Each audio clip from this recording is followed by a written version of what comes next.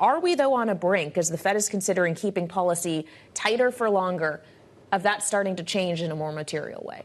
No, I don't think that we're on the brink, but I think we're going to begin to see some slowing. I mean, the rate in the first quarter was really quite impressive. We did 256,000, 270,000, 303,000. I'm not sure that's sustainable, particularly because GDP slowed down in the first quarter some, not a lot, but some. So I think that we can expect a number that's a little bit more normalized tomorrow. Unemployment rate may tick up a tenth, but probably not a lot more than that. Maybe it'll get to 4, but we've been at or below 4% for more than 2 years. It's an extremely healthy labor market. People are getting plenty of jobs. People are quitting bad jobs, taking good jobs. This is what workers need. Hey, Seth, this good news on Main Street, bad news on Wall Street thing is getting a little bit too abstract for me. Are we going to end up in a world in which Joe Biden is celebrating, maybe privately, a slightly weakened job market because it will actually bring borrowing relief to voters before November? No, I don't think the president would ever celebrate workers doing worse. He wants them to continue to do better, and they're doing great. As long as this job market stays as strong as it is, though, you don't get rate cuts, right? And he's waiting for one.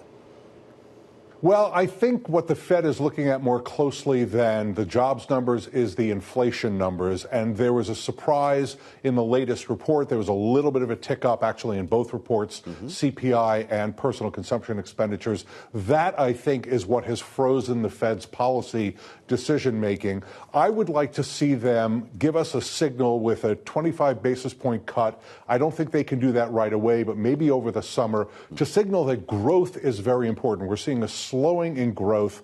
The jobs numbers tend to lag the economy. So I'd like to see them take on growth as aggressively as they take on inflation with a little bit of juice in the economy, maybe at the June meeting.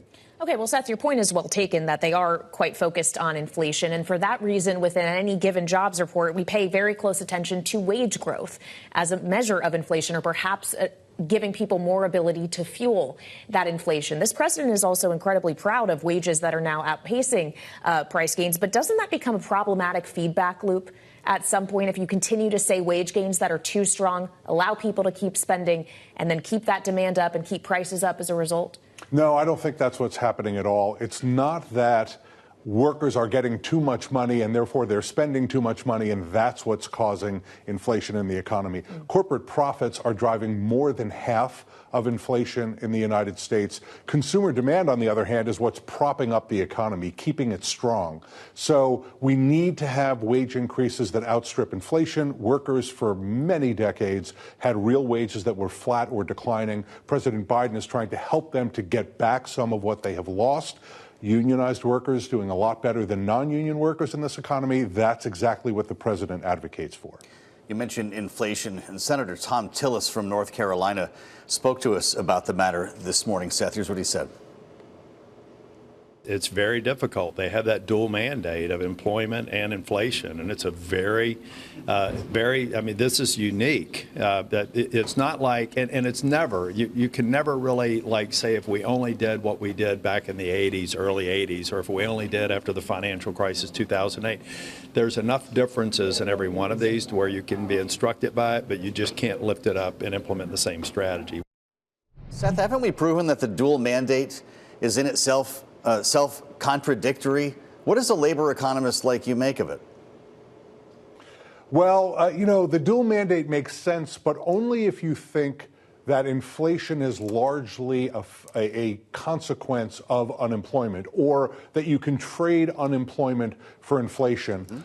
We have seen over the course of the last 2 years that correlation doesn't quite work. You can have inflation come down dramatically without unemployment going up dramatically, which is a very, very, very good thing for workers. This last little bit of inflation, and that's how I think of it. It's a few tenths of a percent above the Fed's target rate, which is 2%, which, by the way, was not handed down from Sinai on tablets to Moses. It is a policy decision by policymakers at the Fed.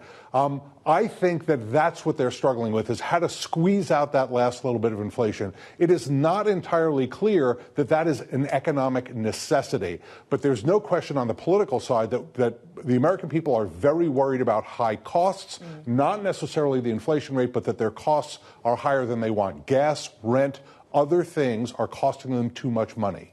Well, and that may be why you saw a lot of union activity over the last year, pushing for higher wages, which you alluded to a moment ago, Seth.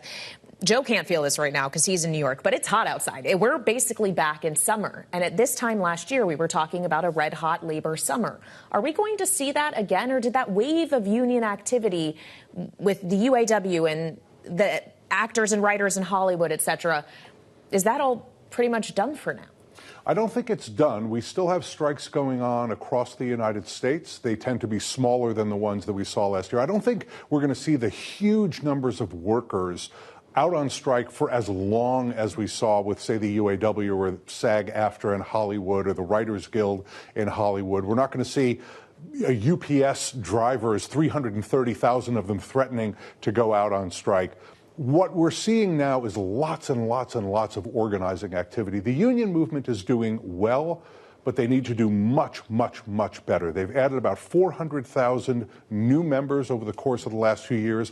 That is not a fast enough growth rate in order for them to keep ahead of job growth in the economy and keep union density, the percentage of workers who are in unions, up. They need the union density rate to go up. The only way to do that is to increase the number of workers that they're organizing, to keep the workers that they have in their unions, and to keep advocating for really strong contracts. That's the best sales pitch.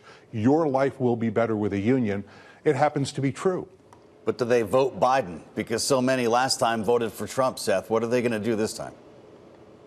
Well, it's a complicated question, and it depends on the union that you're talking about. There are some unions that have a lot of members who are supporters of President Trump. And what those unions are doing right now is communicating with those members about why President Biden has been great for them. Other unions, you have mostly unions that look more demographically like traditional Democratic Party voters who have overwhelming support for President Biden. The unions are getting out front. That's why they endorsed early to communicate to their members why President Biden is the person they want to reelect.